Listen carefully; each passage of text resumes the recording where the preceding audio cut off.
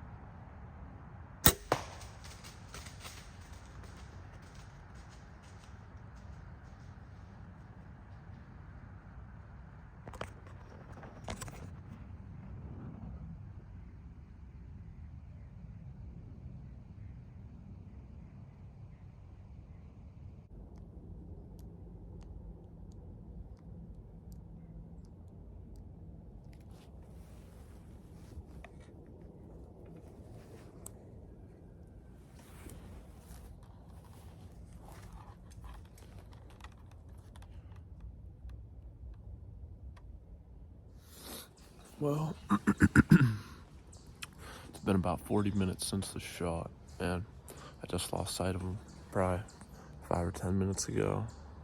I'm not sure what the problem is. You can see the exit.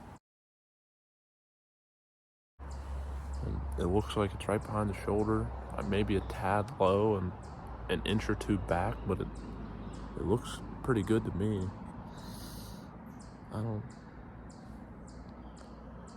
My best guess would be I somehow hit only one lung, I guess. But I'm gonna give him probably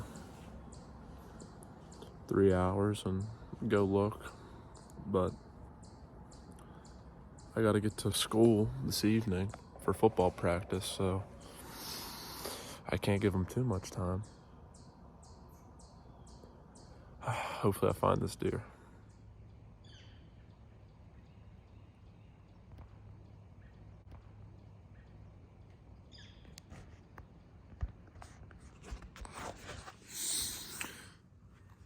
I was just about ready to climb down, in fact.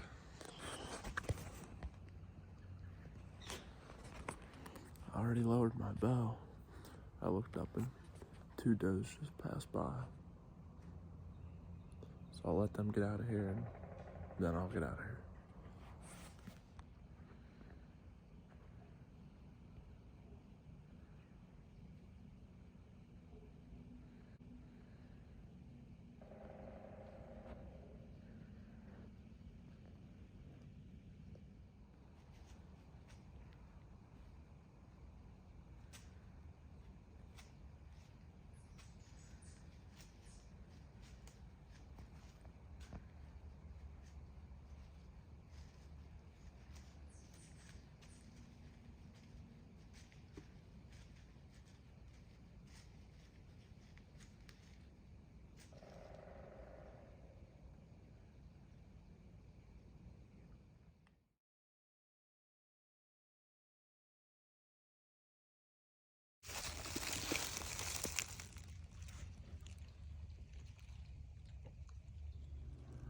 Well, here we are. It's Friday, October 27th. I shot the buck you just watched in the video on Monday the 23rd. And you're probably having some questions, wondering, did I find the deer? What happened? And to make a long story short, yes, the deer was recovered, but it definitely did not go as planned, because what ended up happening is I gave the deer 3.5 hours. I thought he would be dead. I blood trailed probably 40, 50 yards past where I lost sight of him. And then I spotted him in his bed. Ended up sneaking into 30 yards, had an arrow knock, trying to get another shot. And he was right behind a brush pile. I couldn't get a shot.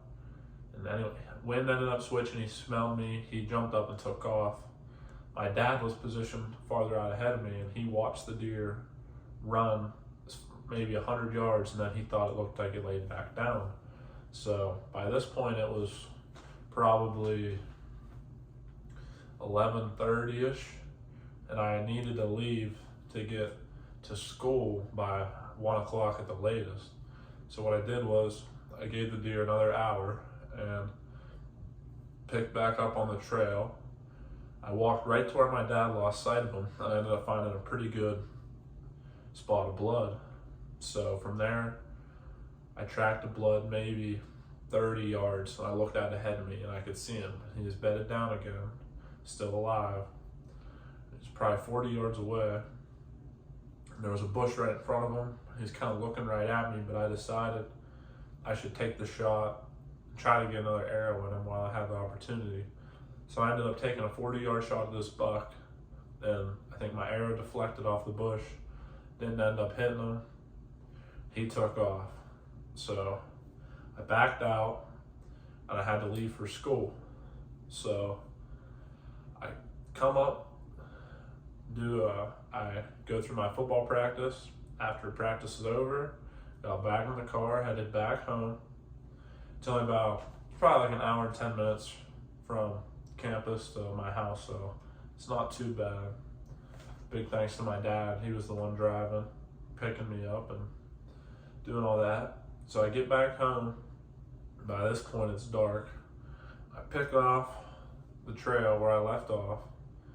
I end up blood trailing this deer probably another 150 yards, I would say.